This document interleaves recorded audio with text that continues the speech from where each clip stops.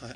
I take your point about the legal system in terms of blame and moral responsibility, but I was thinking about it in terms of person to person. When we do blame each other or we feel guilty, does that not imply could have done otherwise? When I think of something that I'm guilty about, is it not part of that I do assume I could have behaved otherwise, and the same when I blame somebody else? Yes, but could have done otherwise in that condition does not have anything to do with determinism.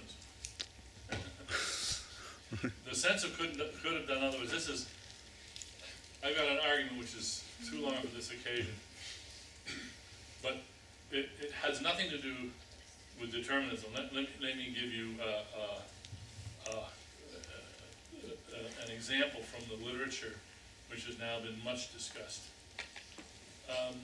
The philosopher John Austin, in a famous or infamous footnote, describes playing golf, and it's a 10-foot putt. The game depends on it. He strokes the ball. He doesn't make it. And he said, could have made it. Now, is he right? Is he wrong? The answer to that question has nothing to do with determinism. If we want to know the answer to that question, line the putt up 10 more times and see how, if he can make them 8 out of 10 times, then yeah, he could have made it.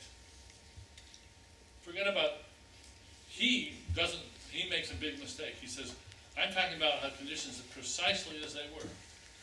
No, he wasn't. Because hitting 8 out of 10 subsequent putts, not a single one of those would be precisely as the circumstances were when he hit that putt. The fine-grained circumstances are simply irrelevant to whether he could have made it, in the relevant sense. So you're saying could yes, have... indeed. We say could have done otherwise, but we don't mean anything that implies indeterminism. So there's always an if implied after that. That's not... It could have done otherwise if circumstances had been different.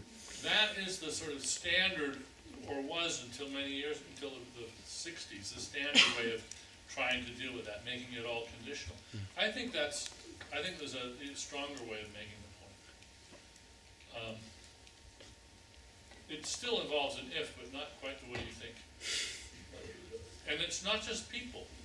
Let me give you a simple example. You're driving along the highway in a car at 60 miles an hour.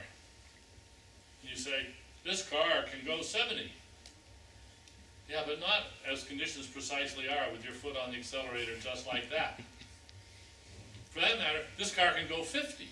It's going 60 right now. This car can go 50 miles an hour. Not unless you change the conditions. So the very notion of can or could have done otherwise doesn't depend on determinism or on precise conditions the way people in the philosophical literature, I admit, philosophers have made a mess of that, but we can repair that.